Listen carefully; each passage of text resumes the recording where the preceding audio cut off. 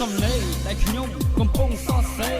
គិតឡើងវក់វីខួរឡើងចង់ប្រេះធ្នេខ្ញុំដាក់បិចដាក់កណ្ដាស់លំអិតន័យដកស្រង់នឹងការពិតមកសម្រាយតាមតន្ត្រី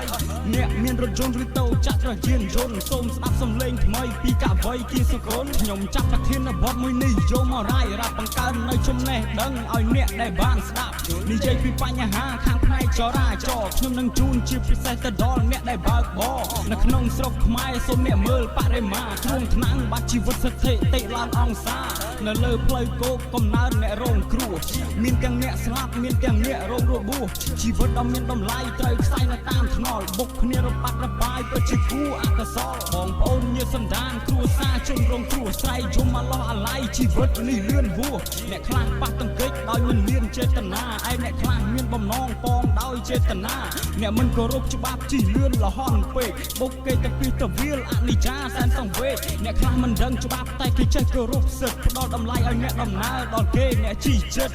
មានសិលធម៌សុជីវធម៌ដ៏សមរម្យកាយវិការធ្វើដំណើរសមជាអ្នកក្នុងសង្គមអ្នកណាអ្នកខុសអ្នកណាអ្នកត្រូវអ្នកណាអ្នកយំអ្នកណាសំឡាប់អ្នកណាឃើញតកស្ដាប់ខ្ញុំអ្នកប្រាប់ប្រជាជនកម្ពុជាមិនសូវចេះអធិស្ឋានអ្នកខ្លះមានឡានតែចរិតវាចង្រៃអ្នកខ្លះបើកបរទាំងដែលដឹងផ្លូវចង្អៀតវាខំប្រឹងជន់លបឿនអគតិដែលចោលមកសៀកដូចជាទីប្រជុំជនពោពេញទៅដោយមនុស្សគេខំប្រឹងជន់លបឿនប្រហែលប្រញាប់ទៅកកមួយឈូសអ្នកខ្លះមានឡានតែគេមានសិលធម៌ចេះគោរពដល់អ្នកដទៃលើវិធីដែលបើកបរគេចេះឲ្យតម្លៃលើសិទ្ធិអ្នករួមដំណើរបុគ្គលប្រភេទនេះពិតជាគួរឲ្យសរសើរបើមួយចំនួនទៀតបុគ្គលមិនទាន់ងាប់ហើយអាយ៉ែឡានមកកិនបងលុយបំបិតមាត់ជនរងគ្រោះមិនទាន់នឹងដាច់ខ្យល់តែគួរឲ្យសោកស្ដាយគេមិនទុកជីវិតឲ្យសល់គ្រួសារសពបងប្អូនញាតិសន្តានឃើញទស្សនភាពទឹកភ្នែកហូរហានអ្នកខ្លះបុកគេមានសំណាងរត់រួចតែបើសិនអស់សំណាងប្រជាជនចាប់កបួចគេវាយចិត្តណាសល់ដង្ហើមចង្រិតទម្រាំប៉ូលីសគេមកដល់ឆាស់នឹងអស់ជីវិតជនស្លូតត្រង់ក៏អាចជាឃាតករឯជនល្មើសច្បាប់ក៏អាចជាឃាតករបើសិនជាអ្នកខ្វយប្រហែសទៅលើច្បាប់ចរាចរណ៍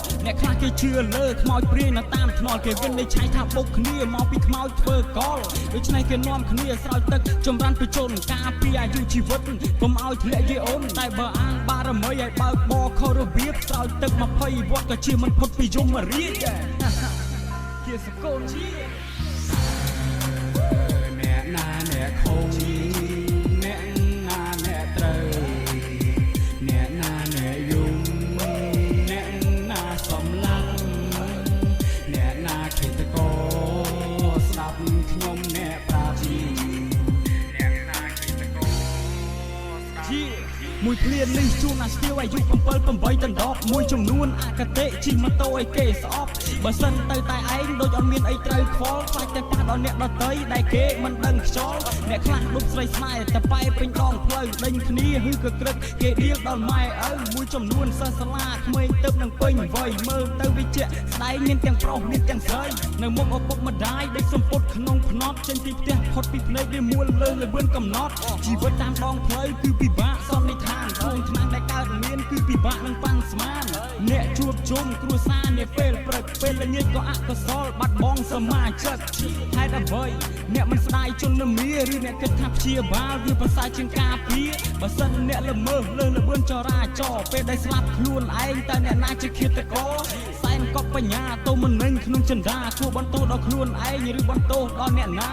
បច្ចុប្បន្ននេះនិយាយពីអ្នកជិះម៉ូតូ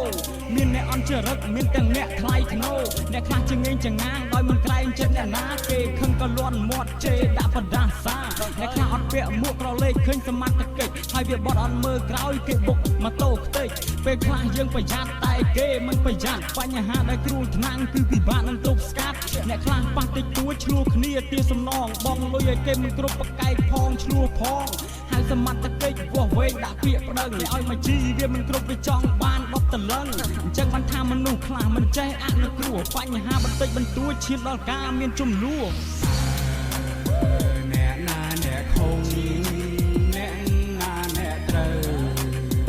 អ្នកណាអ្នកយំអ្នកណាស ពេលតកោស្ដាប់ខ្ញុំអ្នកប្រាប់